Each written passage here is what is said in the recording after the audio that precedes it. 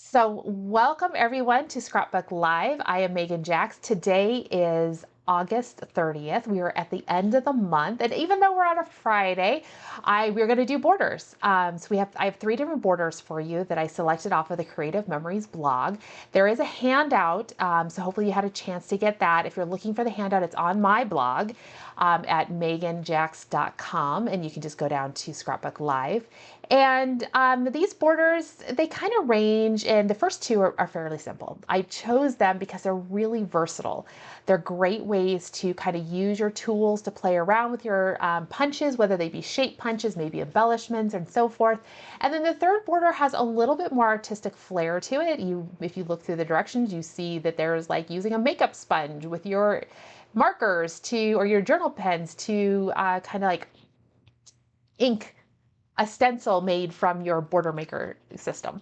So that last one, we'll get to it and I'll show you how I would do it, but I'm going to show you, I ended up doing it just a little bit different because of the tools in the collection that I selected did not necessarily work out well doing the sponging technique, but you can certainly give it a shot, or I'll show you how I adapted it to work with what worked best for the theme I was going with. So I'm going to go ahead and switch over here to my overhead camera. We'll get started. I have three different themes that I'm going to be doing for my borders. The first one I'm going to use the Riveting Collection, kind of make it before and after borders. And then the second one, I'm going to use the Food Truck Fun Collection. It was an advisor exclusive. And I'm going to be doing that with the ice cream. I can't remember the name of the punch. It's the little Build-A-Cone punch that came with the ice cream social bundle. And then the third border, we're going to be using Birthday Bonanza with the confetti border maker cartridge to make a birthday border. So we'll go ahead and get started with the Riveting Collection. So here we go. I've got the first page. This is a 2-page handout if you had a chance to get that off of my website. So here's border number 1. And this was originally published using the Passport to Adventure collection. You can see there they used the compass punch. And they also used, you see in the middle of the compass, giving it a little more detail. I don't think I can get too close. My camera won't focus. Giving a little more detail was, I think there's stickers. I think there were stickers in the Passport to Adventure collection that you could put in the middle of the compass to give it a little bit more detail if you wanted to. And that's really how they get that added detail on those compass punches. So if you have your compass punch and you're going to do this one, you're like, wait a minute, how do I get that decorative thing? They do talk to you about using the compass shapes and mount the borders. Oh yes, top each compass with the coordinating compass sticker. That's in step 5. But you can see here, this is what we're going to make.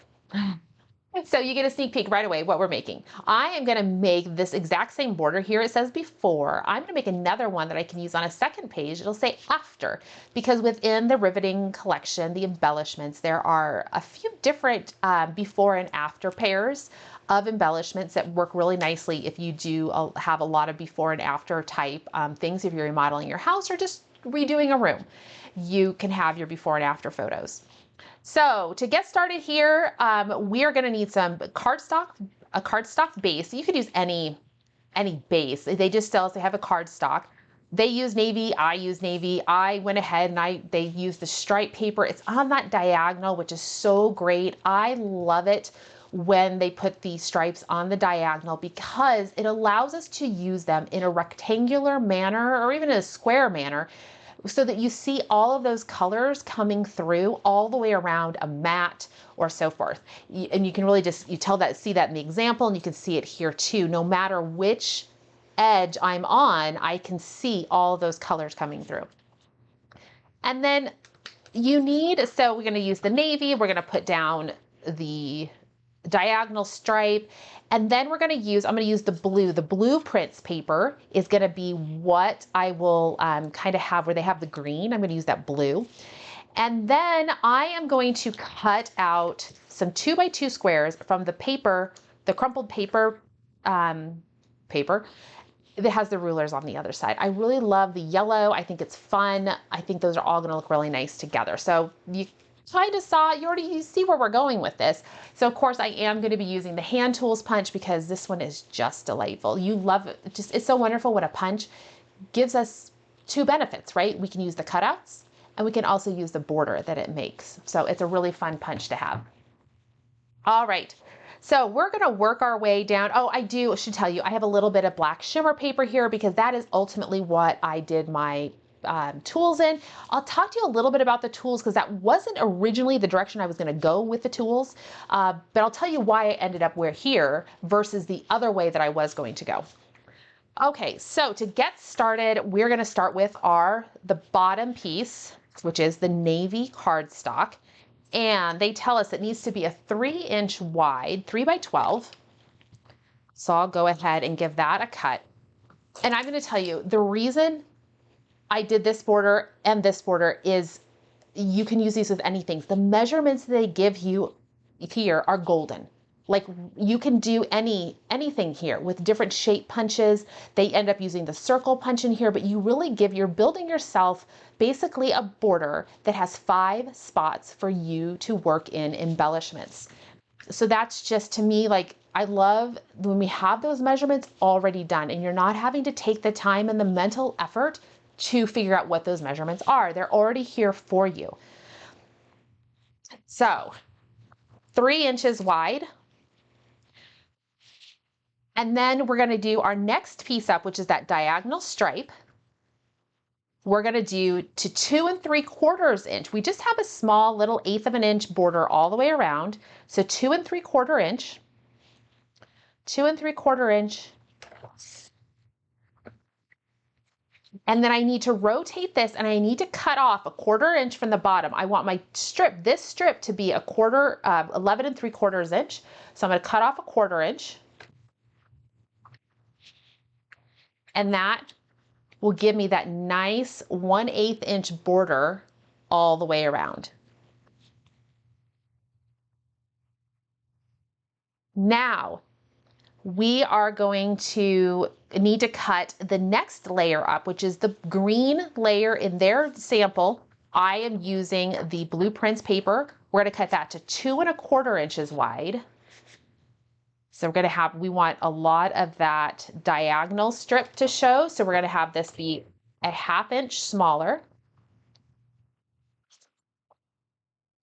And then we need to cut off, I think it was 3/4 of an inch from the bottom. We're going to cut this to 11 1/4. If you are more comfortable, bring your ruler out, go ahead and line that up at 11 1/4 over here on the left edge and cut that off. And that will sit right in there, and you can see we have a big chunky bit of that diagonal stripe showing. Now it's time to think about what do we want to do for our background or for the little squares. Now I've already known, like you guys have already seen what we're pretty much putting together, but here's an option for you depending on if you're working with scraps. Depending on how you want to put your border together, you can see they put 5 basically of the same color squares here. They use a corner rounder, so they round those corners. But then what they do is they come in and they punch circles with the circle punch in different colors out of the Passport to Adventure collection, which is really fun. However, if you're not sure if you're going to use the circle punch to bring in or another punch to bring in different colors, you may actually decide to do different colors with your 2-inch squares. That's what I ended up doing in my sample. Is instead of doing all creamy crumpled paper border or the crumpled paper, I flipped over 2 of them to show the ruler side, and that worked out really well when I decided to put the embellishments on there.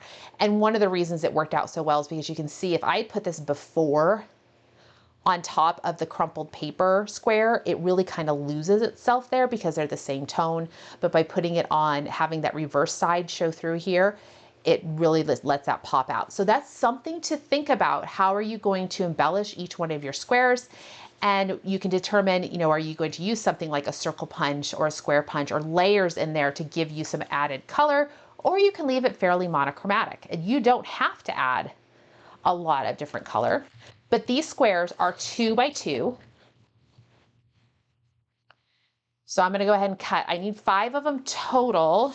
And I should, if I didn't already lose it, I already have 1 left over because you technically get 6 out of a 12-inch piece.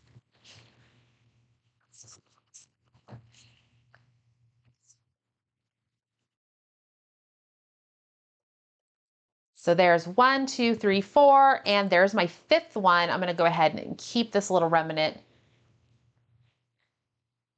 Now it's time to grab our corner rounder and round all of the corners.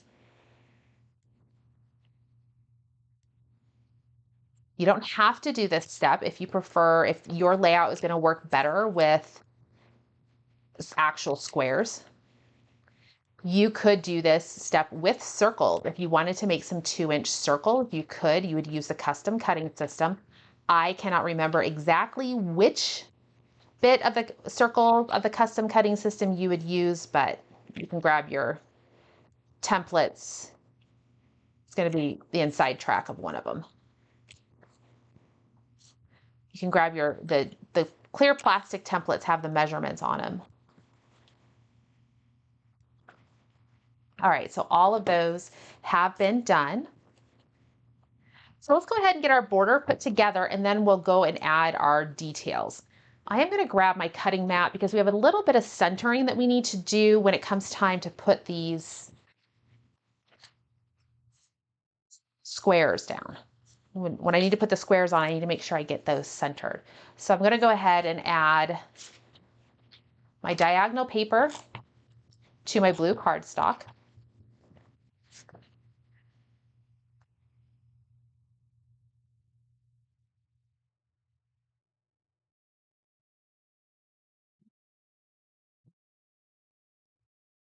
And then we'll go ahead and add the next layer up, which is the blueprints paper for my example. And this piece is done just a little bit more tonal. I've got a lot of pattern going on in that diagonal stripe, so we've picked up something a little bit more tonal. And this is where we will go ahead and work on getting these other squares put in place. Now, typically how I do this is I find my middle, and your squares are 2 inches tall, so you want them to come at 7 and 5 inches is where they're going to be. I am going to use Repo adhesive on this in case I need to make some adjustments. So I want this to be about at 5 inches. So the top should be around 7 inches. And that should be centered then, top to bottom on my border. Next, what I'm going to do is I'm going to add the top and the bottom squares. So we start in the middle, then you add your bottom or the top, but you add those two before you put your in-between, because it's easier to center those in-between pieces when you've got your middle and your outside pieces set, or top and bottom. Now I can just center those pieces in the middle. And I'm going to do them with the rulers showing. And rulers on my sample that I made are going up and down.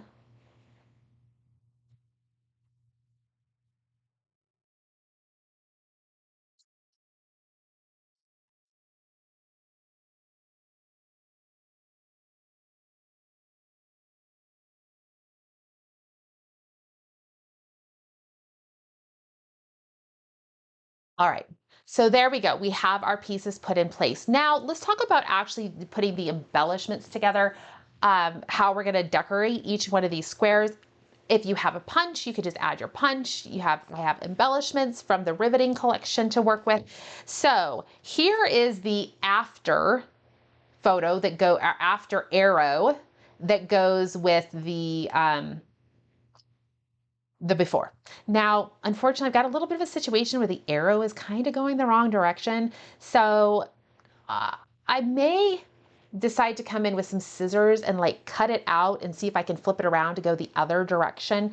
So, but for now, we'll leave it as is. The other option is I could rotate this sideways on my next page. So I could have one page where the border is going this direction, and I could say it's the before, and then come here, and then this would sit at the bottom of the other page, and maybe it'd be something like that.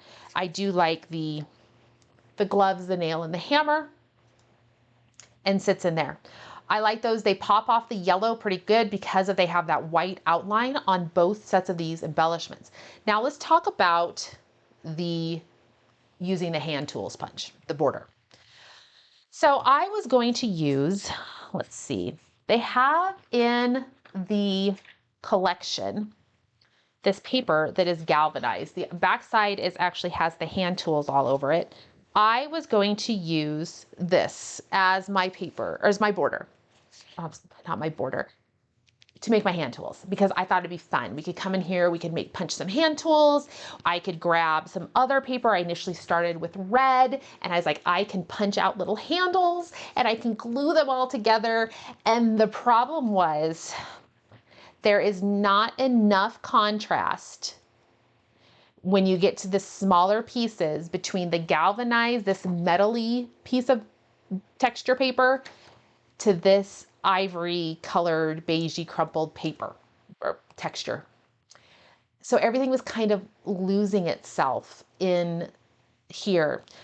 And then I also got to thinking, well, you know, I've got these detailed embellishments that I'm going to use, and by having detailed little embellishments here, it started to get a bit much. So what I decided then was just to use some black ones, because then I just have like silhouettes of the tools, and that looked a lot better. I actually started that initially because I thought, well, I'll just use the black to make a shadow on my pieces, but I didn't like how that looked. So we're just going with silhouettes. We're just going to keep it simple. I thought that would work best. Chances are when you have before and after photos, you have a lot going on in those photos, right? So I want to keep them simple, my borders simple, so that the photos can still, because they'll have a lot going on in them, I'm sure. So I need about 3 punches worth from my black shimmer paper. And I love it because the only punch pieces that it gives you are the tools.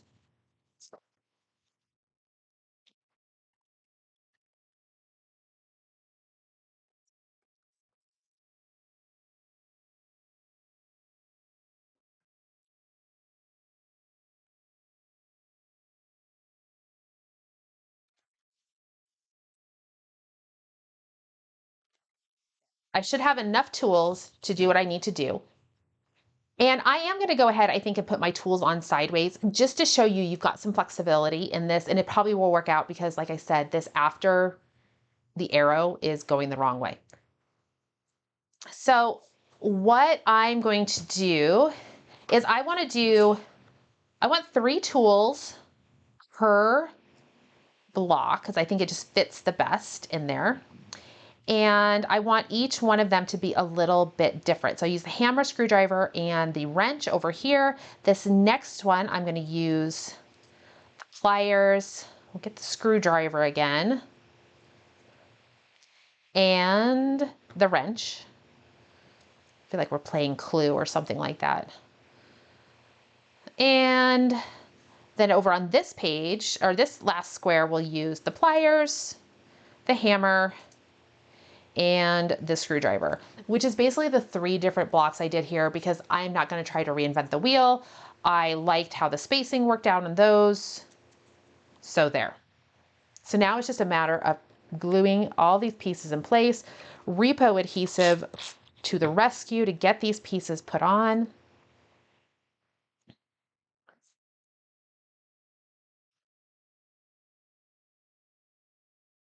And then I will have this all put together. Now, you guys need to tell me in comments, if you are scrapping along with me, what collections are you using? What themes are you going with for your border or borders today? Do you have some stuff picked out? I did not do a very good job of showing you guys ahead of time what collections I was using. But this is a great, I don't know, the borders here. It sometimes takes me a little bit of time to figure out what collections, what am I needing borders for? You know, I want to make borders with a purpose, things I know I'll use. Sometimes I just do want to play with the collection or the new tool though. A couple more little pieces on here and then I will use the adhesive to put down those embellishments.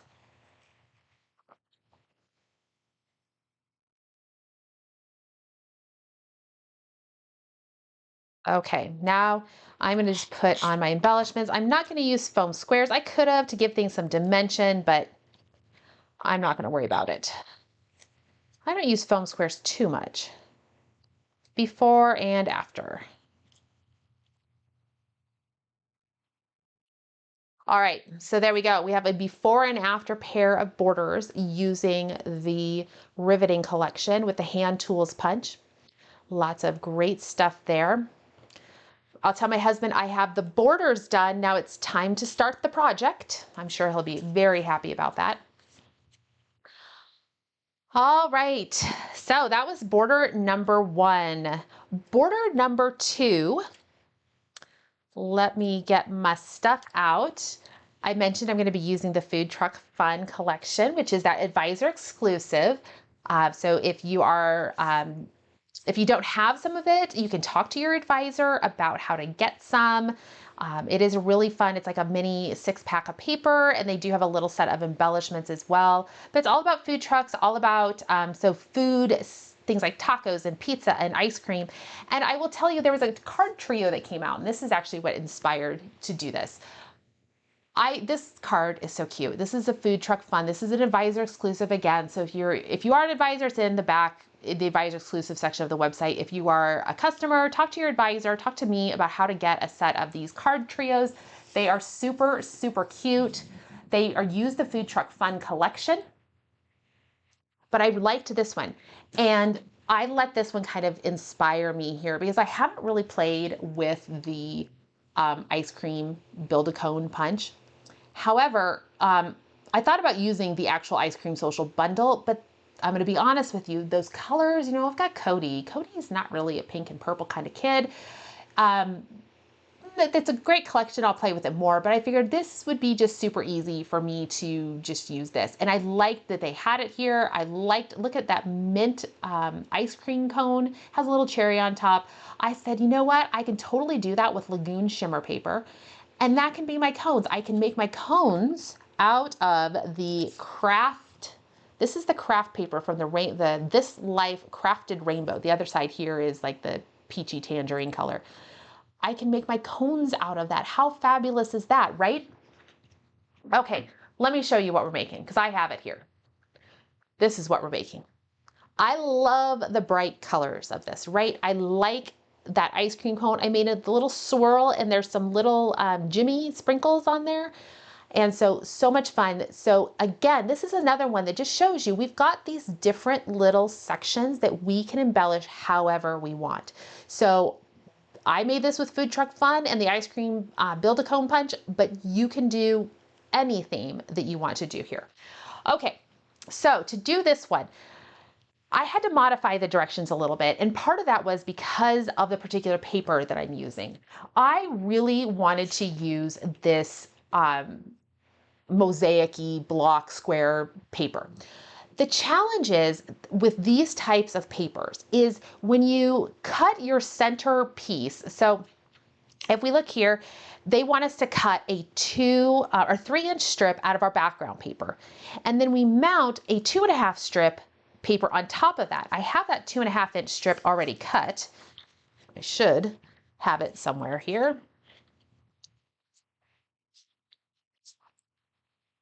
Oh my goodness. I promise you I had it. The challenge you run into is that 2.5 inches is not going to be the right spacing for my piece here. Now I'm looking, okay, well, I guess I'm just going to have to recut the piece. Okay.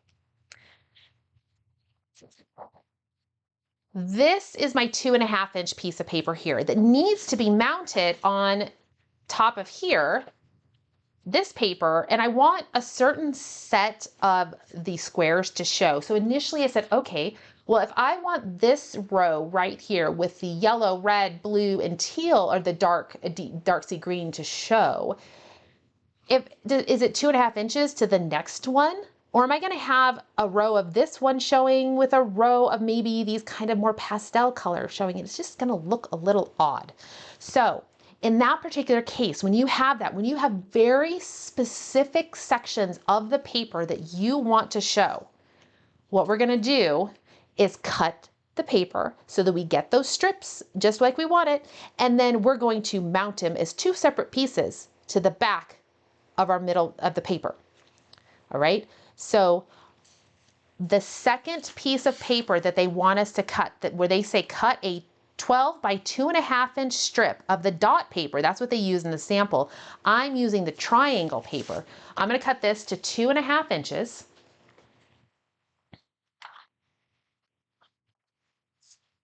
2.5 inches here.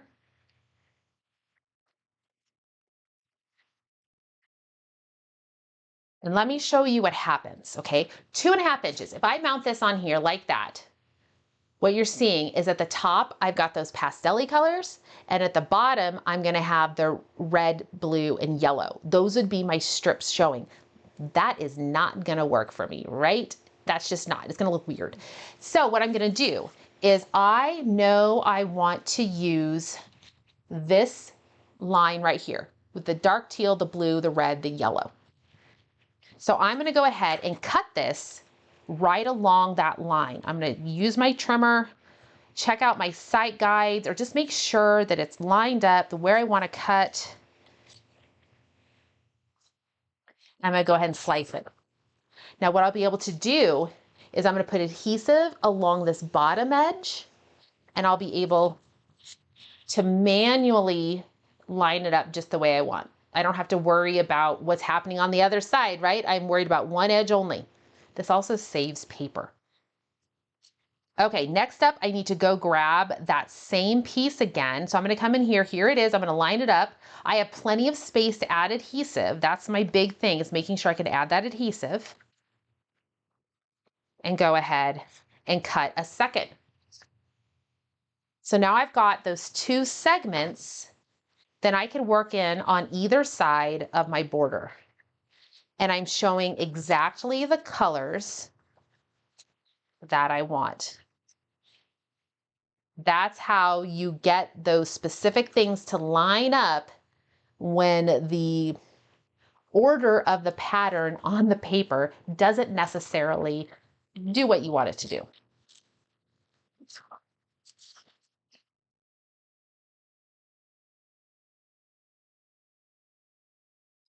There we go. And I'll do the same thing at the bottom. So sometimes you have a pattern that is consistent throughout, and you are able to do just like the directions tell you, cut just a 3-inch piece. Other times, if you want to save paper, you could certainly just cut yourself instead of 3 inches of paper, you could probably get away with just doing 2 inches of paper. You just cut the pieces so that you can do the border top and bottom. You see on the back here that they're separated. I have way more paper here than I needed, but I had to cut a certain amount to get to the pattern I wanted. All right, so there is the base of the pattern. So now it's time to come up with 2 by 2 squares. I need 6 of them total. And they use 3 different colors. And by golly, within this collection, there are 3 different solids.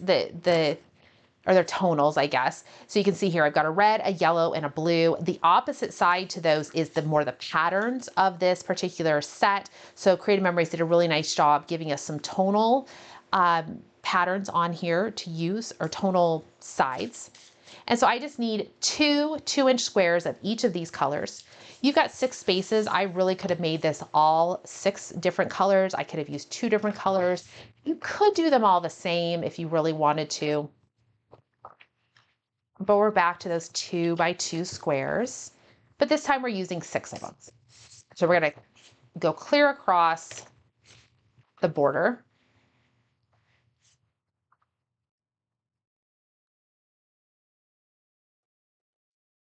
And here's all of this.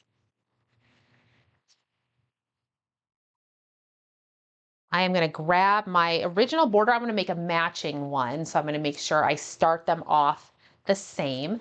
So yellow the first one can go at the bottom, and then I'm gonna come in with a red. and then a blue, and they will turn out just like this. You just alternate whether it's at the bottom or the top, and that's kind of how you get the pattern.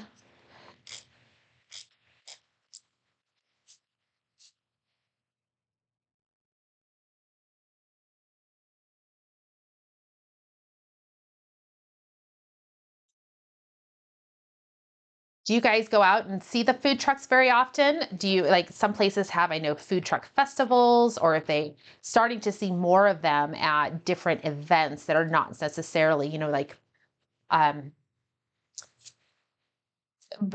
lot of places where they would normally just have like a little booth. Now you're seeing trucks instead, with the different the food vendors. They have their trucks that come around.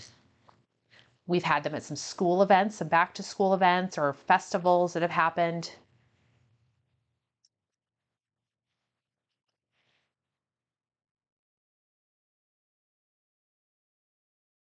All right, one more piece on here.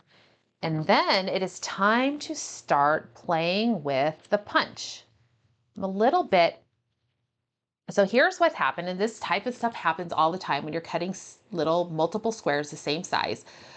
I maybe made all of mine a little bit less than 2 inches, maybe not perfectly 2 inches. And so I have a little bit less here. So what I'm gonna do is I'm gonna see here, I really can't make that bigger.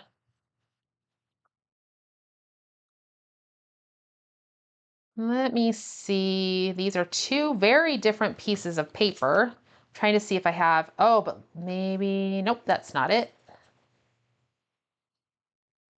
I was looking to see if I could just shimmy off a little bit of this one here.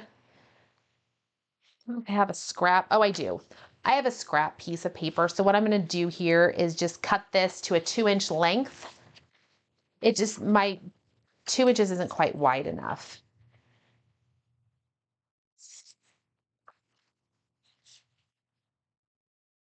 Make this one a little bit wider, and then I'll cut off the extra.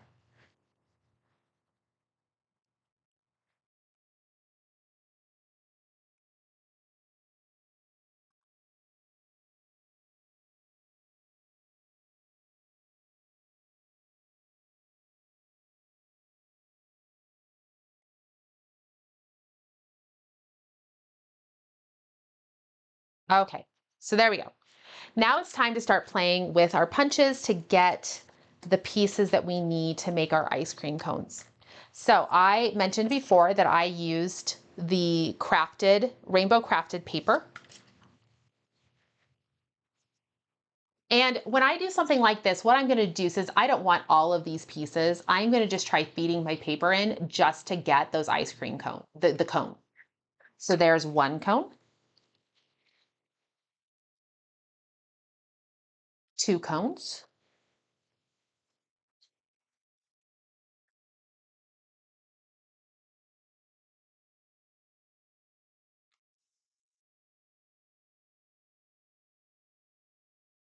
and just keep working the cones along. I'm not going to make all of the cones. It does take a little bit of time with these Build-A-Punches to kind of put all your pieces together, but you guys will get the idea. That's one of the reasons I go ahead and always have the borders kind of put together ahead of time. One, I know then what I'm doing, and two, it just doesn't have to take up all the time. Now, I needed some mint ice cream. Who here loves mint ice cream? I absolutely do. So I thought the Lagoon, maybe it's a little more blue than the mint would be, but it's still good enough for me. And again, what I'm going to do is I'm just going to feed this paper in to get those cones. And I'm going to do 2 scoops per cone. And I'm only doing, you can see here, I only did every other. So I have 3 cones that have the mint. You could do multiple colors if you wanted to for your scoops. Maybe you want to do, you could do 3 scoops and do Neapolitan.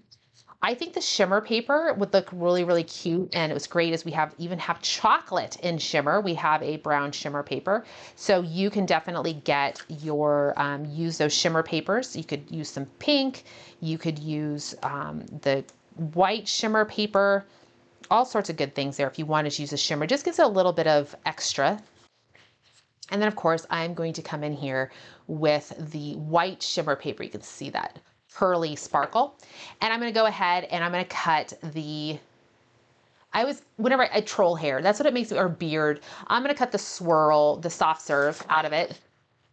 And this one, there wasn't a really good way to punch it without also getting the scoops of ice cream. So I'm only going to do a couple. Let's see here. This is going to go over to that one. And there's my swirls. Soft serve. Now, do you guys have a preference, soft serve versus scooped ice cream? I worked, my first job was at a ice cream, it was a privately or owned by a friend of mine's parents. It was in my small town, and they served sub sandwiches and ice cream. So it was kind of like a Dairy Queen and Subway mixed together. And so we served soft serve.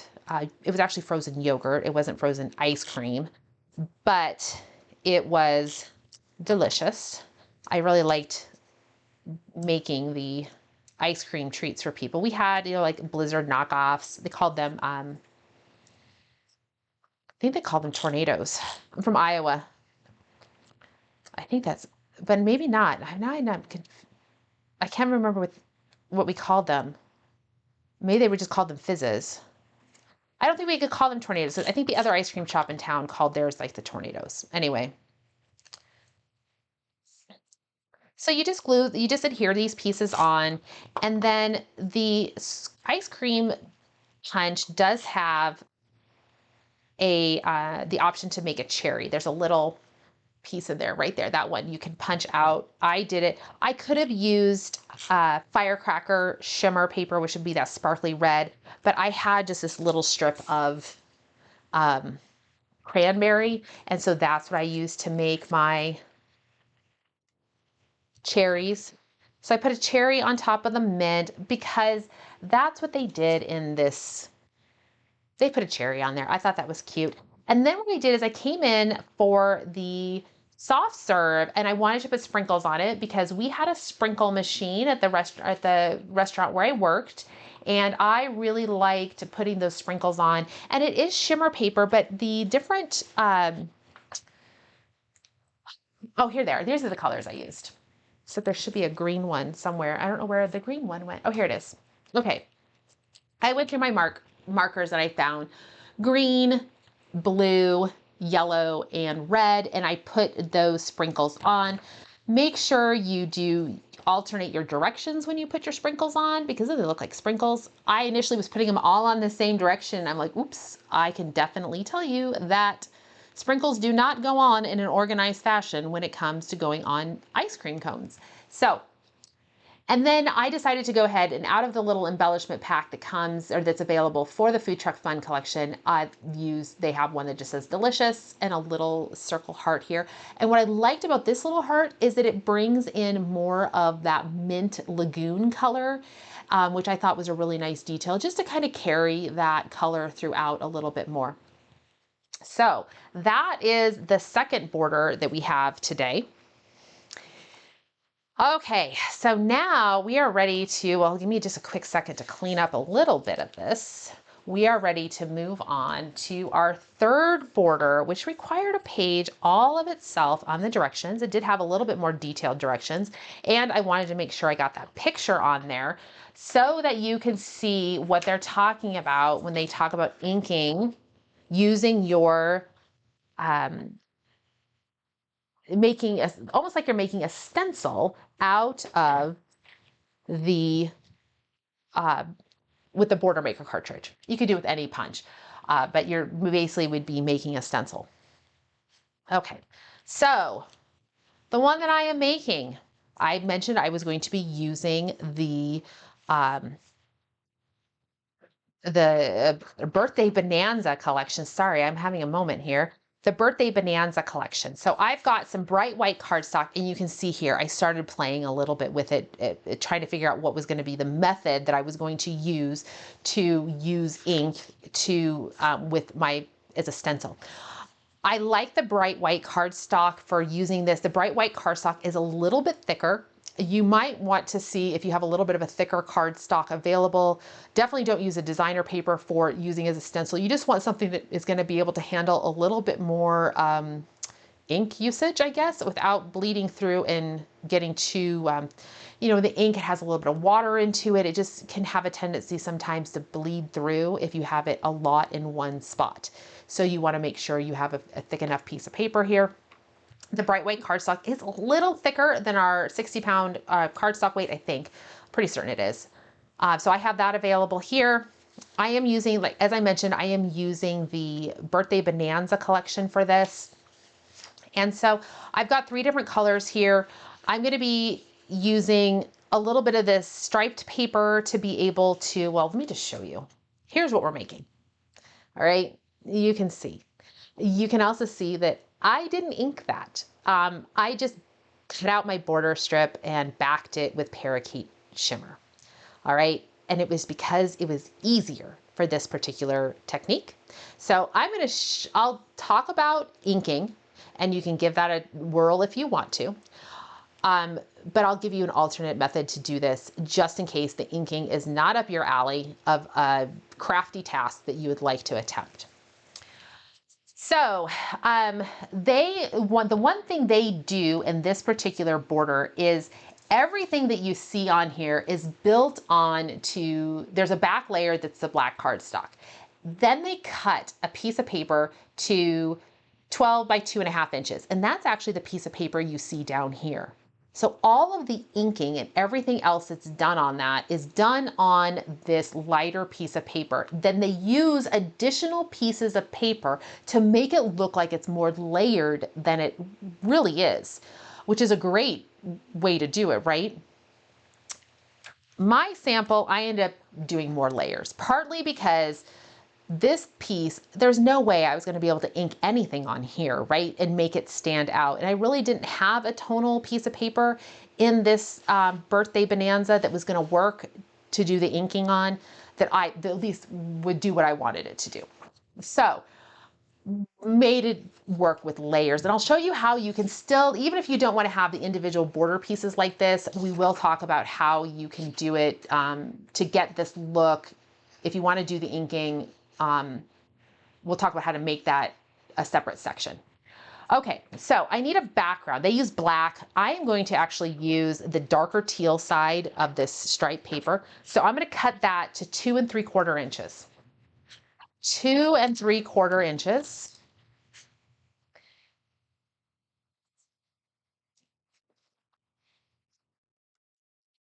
Okay, so there's my background piece. We're actually just going to set this aside for a minute.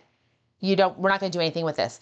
We're actually going to build everything on this piece of paper first and then add it to this, because we actually will probably need to come here and cut some things off. And it's easier to do when we're just dealing with this edge and not it matted already on here. All right, so I have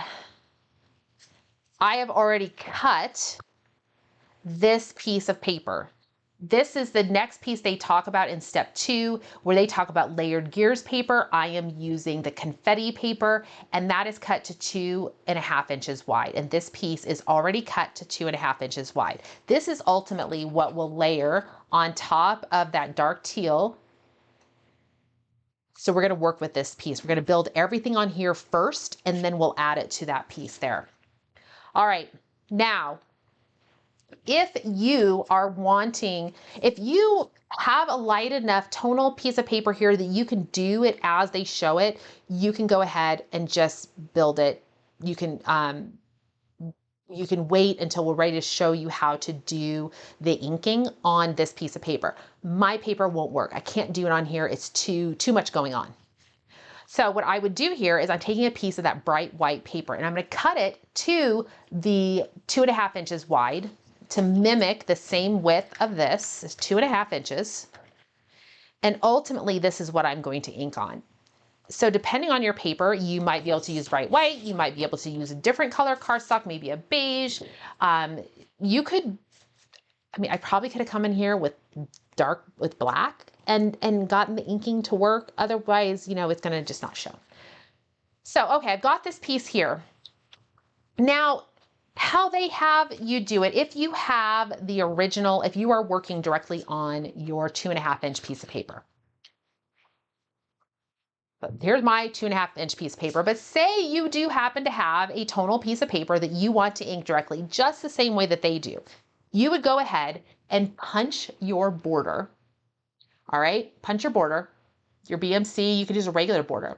And then you're going to angle this. So you're going to just hold it on here and you are going to line it up however you want. I will give you the hint. Do not do it at a 45-degree angle. You're going to want to do it a little bit reaching further into your border. And then you just figure out where you want it to sit. And then you would go ahead and start inking. Now, they show using one of those kind of cotton circle sponges, or the makeup wipes, I guess they are. I'm not very well versed at this. I didn't have any, but what I found in my child's cosmetic stuff was a foam sponge. And I think that would work just fine. So what you do is you're gonna wanna take your color of choice, and I initially went with, I think I was just grabbed this one. The dot tip pens are great because they have a ton of ink at the end of that dot tip.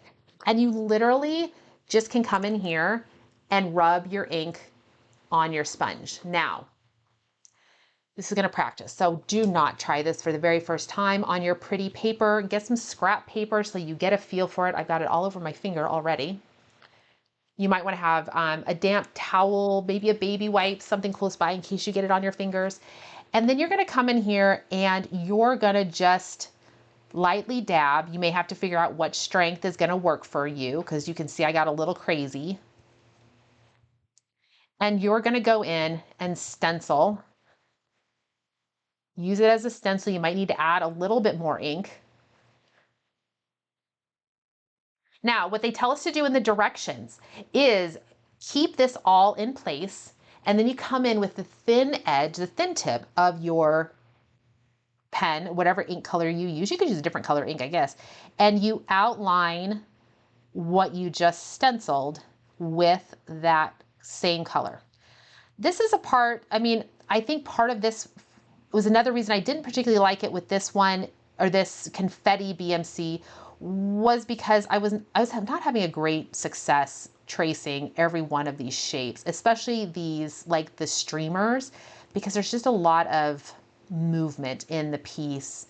I think the tire tracks sample that they show is an easy one because it's like all these right corners, or, you know, just harder angles. But you can see here what's happening. So there, I did something, you see, I don't know, to me, I just wasn't having great success. I probably would have just kept it with just doing the inking without outlining in this particular case. All right. You can also then use the ink. They tell you to go ahead and you're actually going to come in and you could add some to the edges, and you just play around with it a little bit. You can see there, I've started smudging it a bit onto the paper. So you just play with it to get the look you want. Again, I would do it on some scratch paper first to make sure you like your technique, especially if you've never done this before. Then what you would do after you do like your first angle, right? You're gonna wanna come in and directions number, where is it on here? You skip down. They want you to leave some spacing between your tire track, or your pieces here, so that you can lay in a strip of paper. It might be helpful to already have that strip of paper cut. The measurements they say on step 5 was 12 by 1/3 inch. I don't know what I know what 1/3 inch is, but it's not like an actual measurement on your ruler, so on your trimmer. So I would say 1/4 of an inch. I just would change it to 1/4 of an inch. And the strips that I want to use are these, this paper here. I want those colorful stripes. So I'm going to trim this to 1/4 of an inch. You probably will need about 2 strips. You might be able to get it done with 1. You'll actually put 4 pieces on there. So if you want to cut 2, you could go ahead and have 2 cut. But then what you'd want to do is, after you sponge once, come in here and lay your piece on. Maybe use just a little bit of repo adhesive here, get it in place, so that when you come next with your next round of sponging, you know where to put your paper. You know how much space to give yourself between the designs. Again, you're going to be practicing here. If you need to, just cut some 1/4 inch strips of scrap, cardstock, whatever you got, line them up there, and then you can check your spacing. Okay, so I see some of you saying, Marsha's saying that she uses the foam sponges great. They work great for her, so that's fantastic. At least I was on the right track with those. Okay, so now you can continue on with that technique. You do 3 rows of sponging, you add your strips of paper, and then you're all set to go to the next step. However, I need to back up because I need to do mine a little bit different. I'm actually going to punch a border of the confetti. And just FYI, if you don't already have the confetti border maker cartridge, it is currently in last chance. It just went to last chance this morning. So if you have not ordered it, this is a great time to grab it. I do not know how many are left, how long it will last. So you have been warned.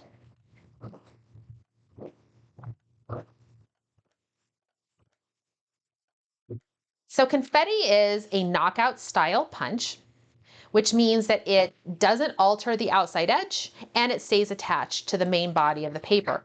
Most of the knockout style punches, such as tire tracks is one of them, animal tracks, footprints, sun, bubbles, star, we have several of them over the years. Most of them you cut to 1 1/8 inch wide, and that gives you a pretty good centered design on your strip of paper. So I'm going to cut it to 1 1/8 inch. You can see here I'm pretty well centered. My confetti is centered in my paper. You should be able to do this border with just 1 12-inch strip. So now, oops, I'm putting that away. I need my trimmer still. I'm going to go ahead and back mine, right? I need to put something behind it. And I decided to go with the parakeet shimmer because it was pretty. I'm going to cut a 1-inch strip of parakeet shimmer.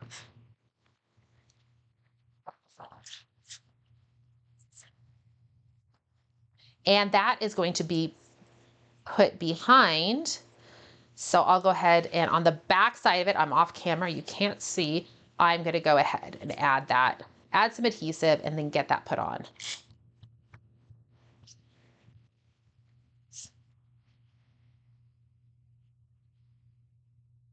Now I am still using a knockout style. So it takes up the entire space. You could totally do this with a chain border. You could. You could, if you wanted to come in with a 1 1/8 inch strip of just cardstock or a tonal designer paper and then layer your chain border on top, you could do that as well. You just basically want to create yourself a thin 1 1/4 inch at the most wide border. It could be whatever design you want to do. You could put a sticker on there, you could put a laser cut border, you could do whatever you want. It just needs to be about a little over 1 inch to 1 1/4 inch. You want to make sure you have spacing in between. Like I have a little space on either edge because you're going to want to put those strips of paper between it, and you just want to give yourself room to do that. The other thing you need to keep in mind is this is going to go on at a diagonal. So you need to think about the orientation of your border. Is it something that can go at a diagonal? And also think about, are you going to use this as a vertical or a horizontal border? I built this as a horizontal border because that was the sample that we were shown. And I liked, what really caught my eye was I liked these banner pieces sticking out the sides. I love the stuff on a diagonal or on that angle, but I really liked how those borders stuck out. I thought that just made it really easily adaptable to other things. That was what kind of caught my eye. And I like that kind of stuff, obviously, when we can just adapt these borders to other collections and uses. Okay, so when I first made this border, my sample border, if I can find it, here it is. When I first put this on here, I was a little more on a 45-degree angle. And you can see what happened is I'm kind of tight over on this side. I didn't give myself a ton of room, and I've got tons of room over here. I needed things to be, well, maybe a little wider. I could have come a little bit more spacing between my pieces here, and I think I needed to angle it a little bit more. So this particular one, I'm not going to worry about making a matching pair. Most birthday borders for me, birthday pages, are single pages. So I can just make 2 different borders. It's going to be okay. I'm actually going to angle this out a little bit more. So I think on my first sample, I came in, I was about, 2 inches over. I'm going to be coming over closer to 3 inches. So as I angle this, I'm going to come up here starting in, maybe not even in the corner, and I'm going to angle it. You don't have to, this is more science-based. The one thing to note is as I make this a longer angle, I am starting to think I'm going to actually need a second border because I'm going to use bigger widths of this. I may actually have to come in and make a second one of these. If you shorten it up and make that angle steeper, you can see I've got more space to get more, I can get 3 full sections. So we're going to start off making a little more angled and see how this works. So I'm going to use some repo adhesive and just line it up here. And I want it to come out 1, 2, 3, about 3 inches. Now what I need to do is I need to go ahead and grab my scissors and I'm going to cut this off.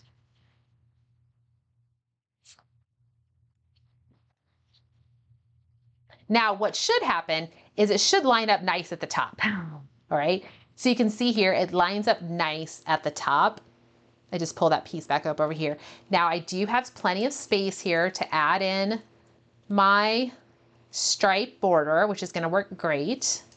So I'm going to go ahead and just stick with the same thing. I'm going to line it up right next to it using that first piece as my guide. And I'm going to hope that I can get the second piece out of this. Let's see. I don't know. I don't have much hope here. No, I cannot. See, I've got, it's short. Now, and I don't think I can't cut this edge off and make it work. Now, here's what I want you to think about. Looky what happens. In the way I did it, I covered up that corner. So, if you're feeling short on, if you're not sure, you go ahead and punch another border. I'm pretty certain I can cover it up with an embellishment, which is what I'm going to do. So I'm going to leave this just the way it is, and I'm going to cover it up with an embellishment. That's what they're for. That's what we should just think of embellishments as little band-aids for your scrapbook page, right? You just put a sticker, you just put it on something else there. It's a little band-aid. Embellishments are little band-aids for your boo-boos. When you make a little mistake, just put an embellishment on it, put a sticker on it. I'm gonna put some adhesive down there to get that to stick. I'm gonna flip it over and I'm gonna cut off this excess. You can also use your trimmer. Grab my scissors and do it. Cleaning that up. All right, so next up, I need to go ahead and add my strips in place. Using some repo adhesive, I am just gonna come along here and layer this on, kind of paying attention to how far I am from the pattern itself.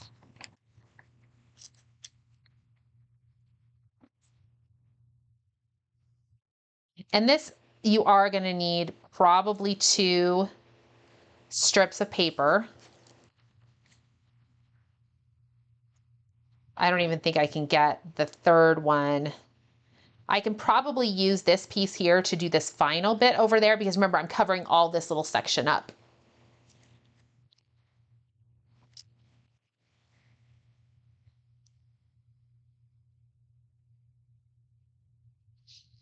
Okay, and I do have, here it is. I knew I said I cut 2 of them, and I need to put this on as well.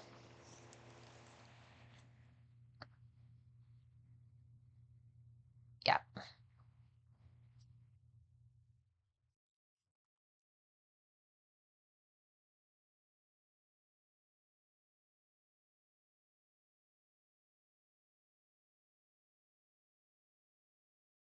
And this is what I mean. You're going to build it all on that 2.5-inch strip. And then once you've done all your cutting and your trimming and you've cleaned up these edges, you will go ahead and mount it to that back ground piece. All right, so there we go. I actually need to come in with my trimmer. I got a little crazy, I can tell with the scissors. Probably should have used the trimmers just to begin with. I'm gonna trim this down ever so slightly. I just need to clean up that edge because it will be noticeable on my when I get it mounted that I've got a rough edge there. Okay, now it's nice and straight. I'll have a little, maybe a little bit more of that background showing because it's a little bit narrow, but I think that's gonna actually be okay. All right, so now I can use some regular adhesive and get that mounted to this background piece. And we still need to make the little banners. I get carried away. I forget about those little banners that stick out. But we have repo adhesive on here, so it should be easy enough to just get our pieces tucked in. So we need to make some little banner strips. They are detailed in steps 6 and 7. The first one we're gonna do is gonna be 3/4 of an inch. And then the next one, again, they use the 1/3. I had to go and look at double check that on the website. I was like 1/3 of an inch, interesting. We're gonna cut those to about 1/4 inch, maybe a little bit wider than 1/4 of an inch. So we have a 3/4 inch and you could probably go up to like 3/8 of an inch. I see a question. Elise is asking what paper pack. This one is called Birthday Bonanza. It is our current birthday collection. It has the lovely kind of like, I don't want to call them fluorescent, but in a way it is. It's got some yellow and green and the purples and pinks and blues. It's really festive, really cute. So this, you can see here in my sample, the parakeet shimmer I did as the thinner piece. My border, my little piece here, if you can see that, was cut to 1/4 of an inch, I think. That seems like no. I went out to 3/8 of an inch. That's 3/8 of an inch. That one is 3/8 of an inch. This one is 3/4. So I'm gonna do the same, 3/8 of an inch. Cut yourself a strip there. And then you are going to need another banner piece that is going to be cut to 3/4 of an inch. All right. Coming back to our 1/4 inch, our 3/8 inch piece. This is going to be, nope. Well, it's actually step 7. So I'm jumping down to step 7, which is the narrower piece. We want a 4 1/4 inch. Apologize for jumping around a little bit, but the narrow piece, you're gonna cut one at 4 1/4, and then you're gonna cut one at 1 inch. It's a tiny little piece. All right. The wider piece, the one that is 3/4 of an inch, that one is detailed in step 6. And we're gonna cut that one to, one of the pieces is gonna be 5 1/4. And the next piece is going to be 2 1/4.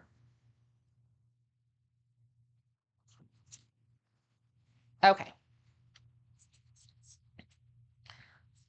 These kind of match up with each other. Well, I guess I take that back. First, we need to banner cut them. We need to, or ribbon end cut them. So what I'm gonna do is I'm gonna go ahead and just fold it in half, starting at the loose ends corner. I don't know if it's gonna focus. I'm gonna go ahead and cut on the diagonal, giving myself that ribbon cut. Same thing on the other piece. You don't have to be too exacting. And I'm gonna do the small, tiny little parakeet shimmer 1 inch piece. And then I'll do the larger, the longer one as well. Just giving them, you don't have to crease the fold. You just want to give it enough of a fold that you can get in there with your scissors and cut off that ribbon edge. Okay, small pieces, go over here. I'm gonna grab my multi-purpose tool and kind of wedge it in under my pieces. If I can get them lifted, might be easier to, there we go. Bend my paper back a little bit. There we go. Tuck that under. And then this other piece comes in as such. Probably could have made that 1 inch piece a little bit wider, maybe 1.5 inches if you needed to. I'm only tucking it under as far as I need to cover up that corner. Let me bring this up there so you can see. Yeah. Same thing over here. Get some repo adhesive on here. Get on both pieces. And then we will need to lift that piece. If you did happen to stencil onto your actual background paper, you should have these strips that you would lift up and tuck your piece under. You might have to do a little bit of cutting to get it to work with the angle, but it should work. Come in here, just want to get under that shimmer paper too, giving myself a little bit of a gap there to work in.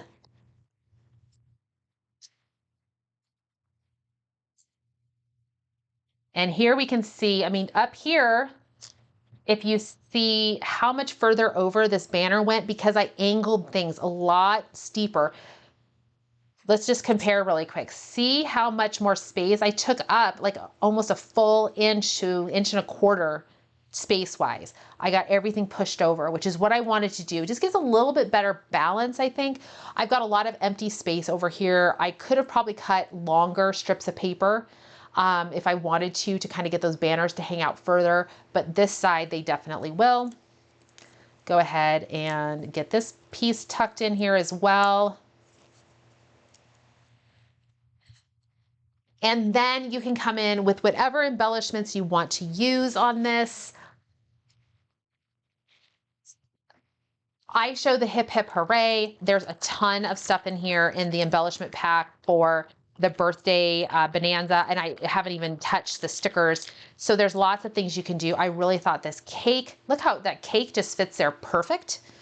And then you could come in with other title things here. You know, it says, you know, birthday wishes.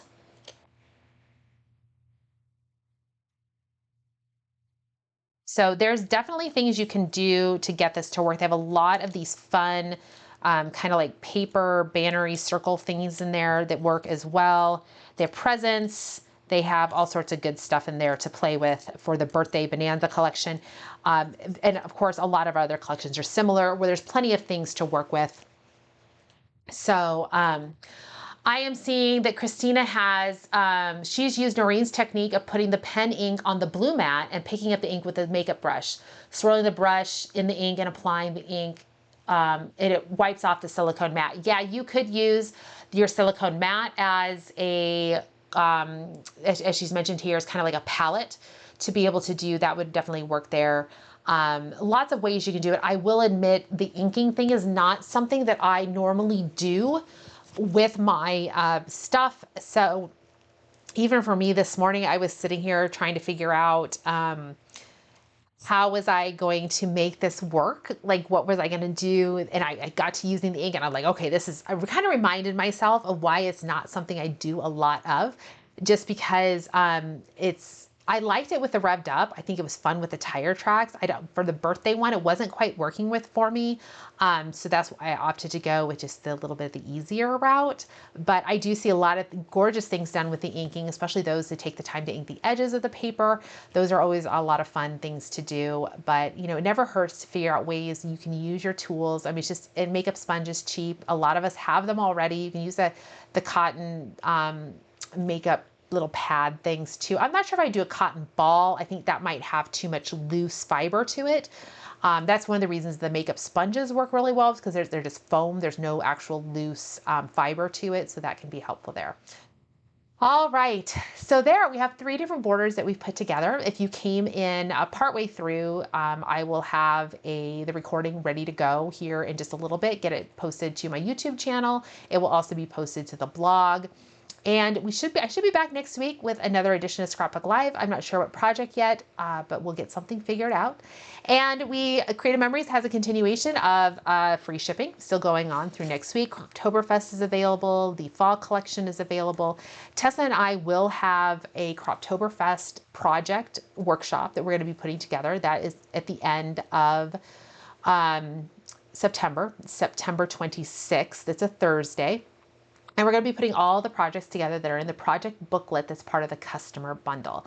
Then the following week, we are going to be putting together the projects that are in the Autumn Cottage project booklet, but we're going to be adding a little bit to that one, expanding some of the single page layouts into 2-page layouts. And I think we're going to, each of us will have an additional layout that we'll provide, and that's still going to be a free class. Both of those are free classes. So be on the lookout for registration. If you want to go ahead and grab the materials you need, it's free shipping with Creative Memories. They are available.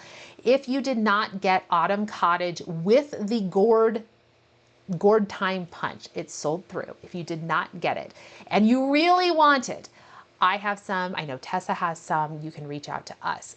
If you want to join the class, you can still get the bundle. If you want the booklet, it's going to be part of the Buy It All bundle, which now comes with the rustic fence punch.